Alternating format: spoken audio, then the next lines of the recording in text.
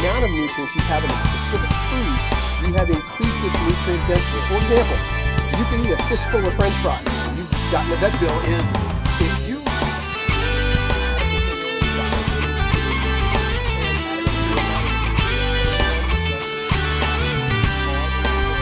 no, that's a great question. Thanks so much. Let's see if we can do that. Is the adequate. What that you guys doing?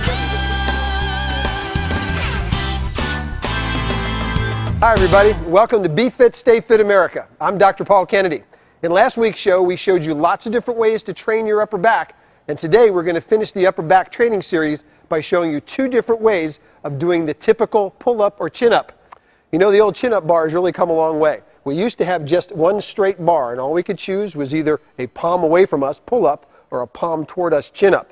In our previous show, we showed you lots of ways to do the upper back, and a lot of them involve a pull-down exercise. Well, a chin-up or a pull-up is really that pull-down exercise in reverse. Now, instead of us staying stable and moving the weight is now us, and we're moving up and down. That's all a chin-up or a pull-up is. So we've got a choice of grips. We can either use a palm away from us grip, which is really for a pull-up. That's a little bit hard on the pronators. It doesn't mean you can't use that, but it makes it a little bit difficult on our forearm. We can also use a palm toward us grip or a chin-up grip. And a lot of times that's the one where we have a tendency to cheat a lot because we don't want to go all the way down. So we're going to use a neutral grip. Here's how it's done.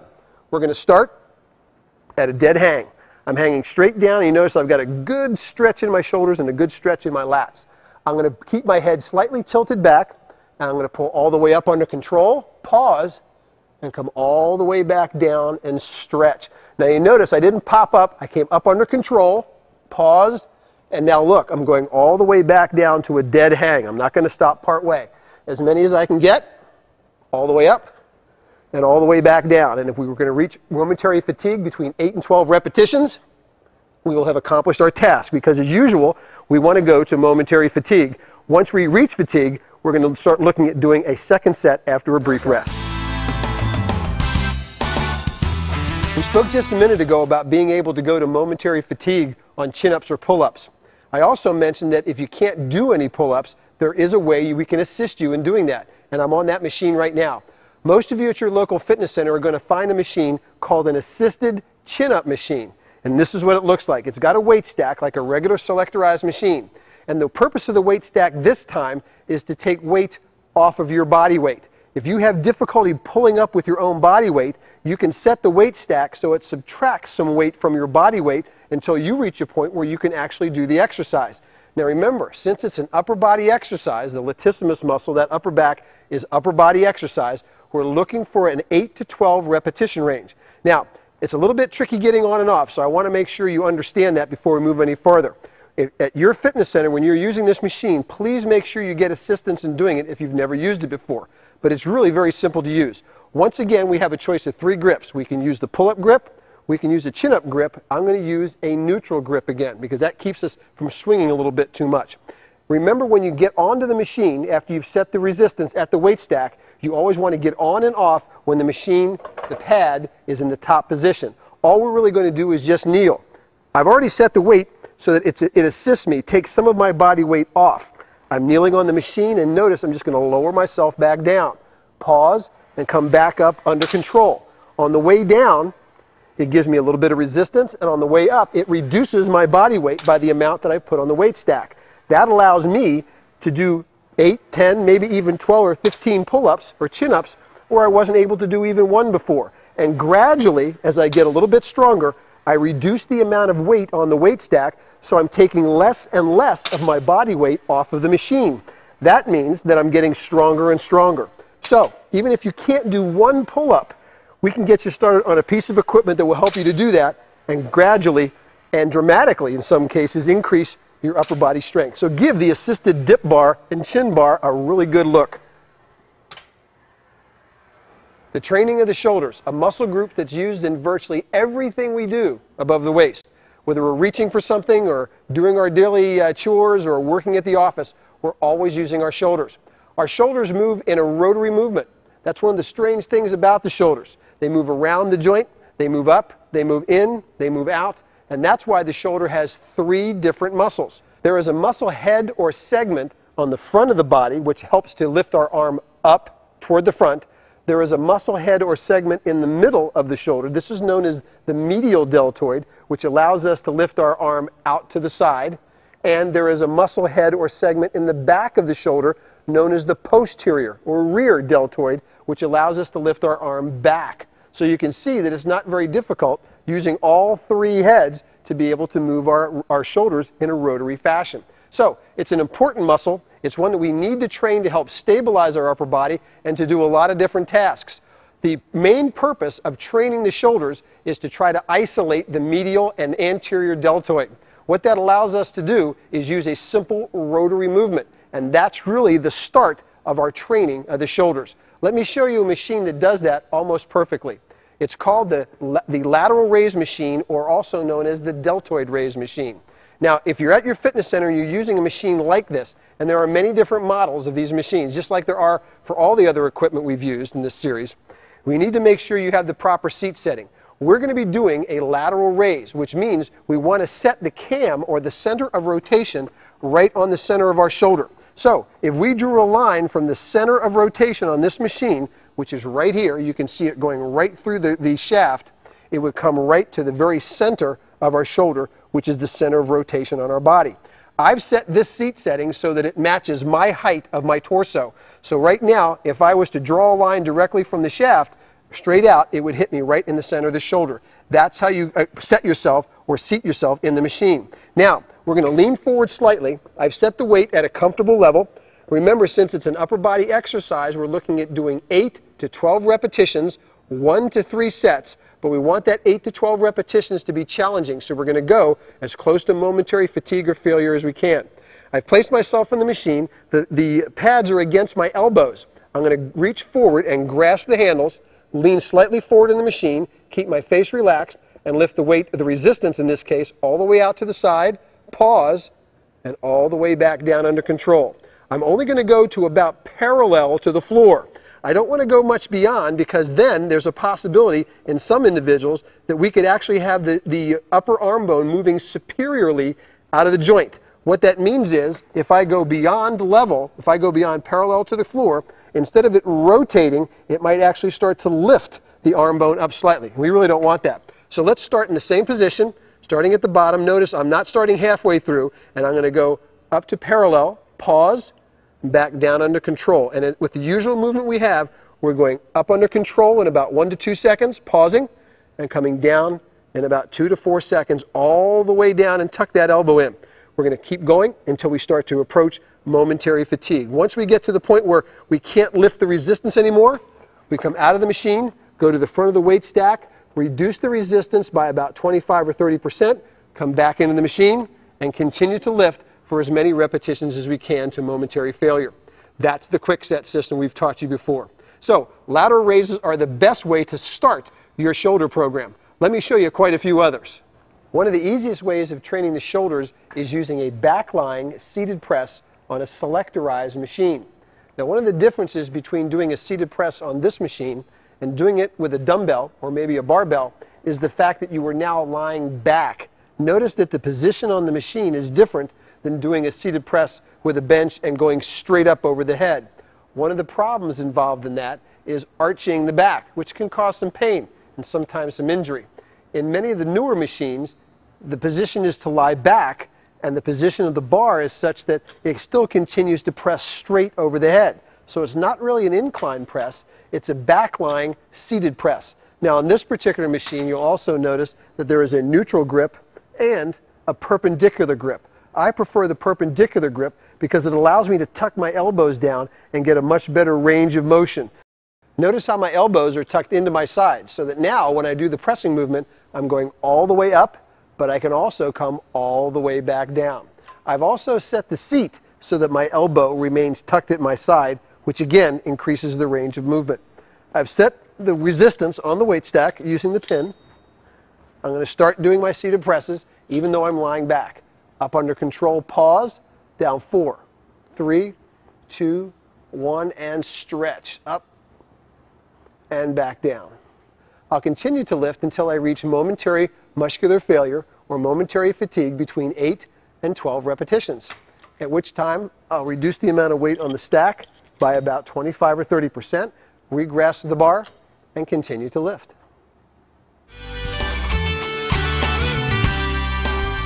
We showed you how to do a lateral raise on a side lateral raise machine, a selectorized machine. Now, if you want to use dumbbells or free weights rather than using a selectorized machine, here's how it's done. First, we're going to take a dumbbell that's not quite as heavy as what we use on the selectorized machine, but we want to simulate the movement as exactly and as closely as possible.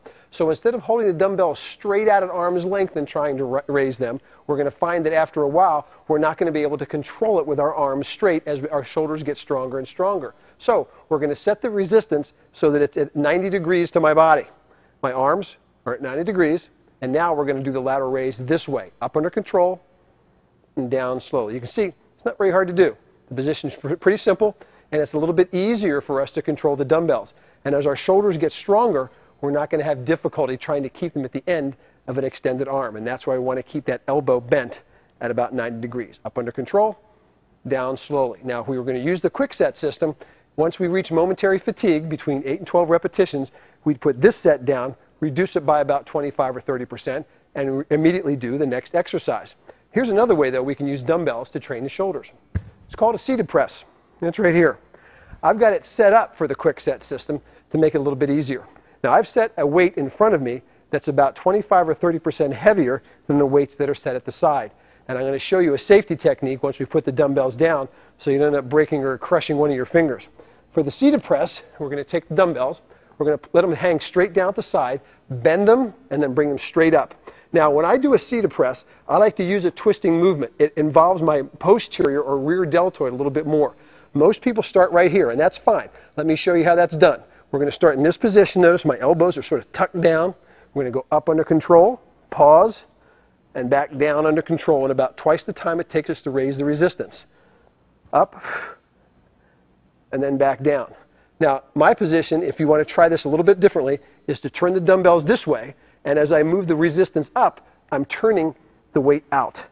That involves the posterior or the rear portion of my deltoids a little bit more than a seated press generally does.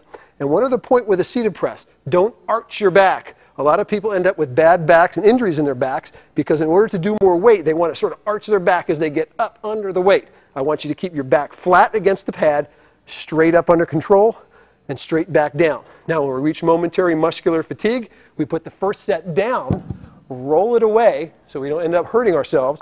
We're going to take the next set, which is about 25 or 30% lower than the first set, bring it back up under control, and start our pressing movement all over again.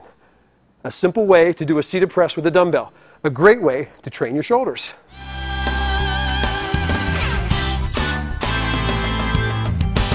If you find dumbbells hard to use with seated presses, or if you just don't want to use dumbbells, here's another machine you can try at your local fitness center. This is a leverage machine, a barbell loaded lever. This is made by Hammer Strength. And it also allows you to lean back when you're doing the seated press exercise, which takes some of the stress off your back. You remember we talked about not arching your back when we did the other exercise, the seated press with the dumbbells. Now, even though I'm in a back lying position, the lever handles and the levers themselves are set up so that the position still allows me to push directly over my head. That takes the stress off my back and allows me to concentrate on the lift. I've also adjusted the seat so that it's high enough so that when I grasp the bar, notice where my elbows are. They're tucked down next to my ribs. You notice you don't want to start your seated press from this position and do just half reps. So I've got the seat set up a little bit so that my elbows are near my ribs. So when I start, I'm in a full range position at the bottom. Start here, press up under control, press out, and then back down under control. Up under control, pause, and back down. It takes a lot of the back stress out of seated pressing, and it gives us the feel of a barbell with the safety and the convenience of a machine. So try a barbell loaded leverage seated press. It's an even easier way to help train your shoulders. One of my favorite exercises for training the shoulders is called an upright row, and it's done with a barbell. Now, I've set this up inside a power rack. That gives us a lot of convenience and a lot of safety. I've set the cross struts so that when I put the barbell down, I can do so easily. Notice when I start in the bottom position that I'm still stretching. I'm not going to lift it off. I'm going to make sure that it's there just in case there's a problem. Now, with upright rows, we want to always take the weight up under control, and we want our elbows brought out to the side. And a little bit of a word about hand position. Many people, when they do an upright row, try to use a narrow grip, and they try to bring their elbows way above their shoulders. That's really unnecessary.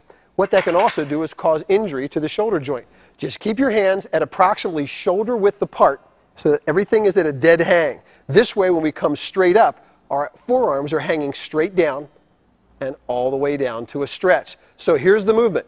Up under control until our upper arm is parallel to the floor, and down slowly under control to a stretch.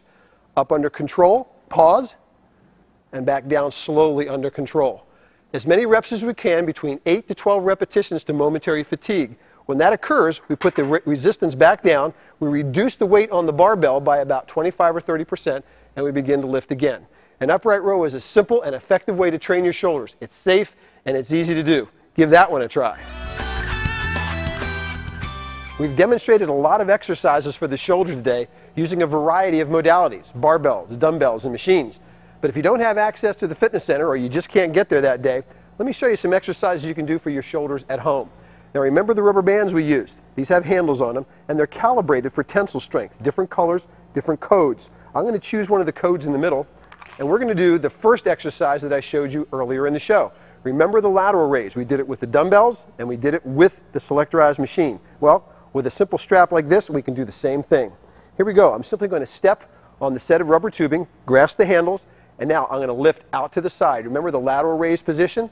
Out parallel to the floor and down slowly under control all the way down to the side. So it's up under control, pause, and back down slowly under control. The same technique we use with any exercise we do. And if you remember earlier in the show, we did this exercise with a selectorized machine, a stack-loaded machine, and then we also showed you how to do it with dumbbells. But if you're at home or you want to take your rubber tubing right to the fitness center, you can do this to supplement your workout with the shoulders. This is a single joint movement for the shoulders that isolates both the posterior, anterior, and the medial deltoid. A simple way to do your shoulders without even having to leave your home. Now I'm going to show you another exercise that we showed you earlier today using rubber tubing. Now do you remember the seated presses that I showed you earlier in the show and how to do your shoulders? Well, let me show you an even simpler way if you don't have access to the fitness center that day or you don't have a set of dumbbells. Real simple to do.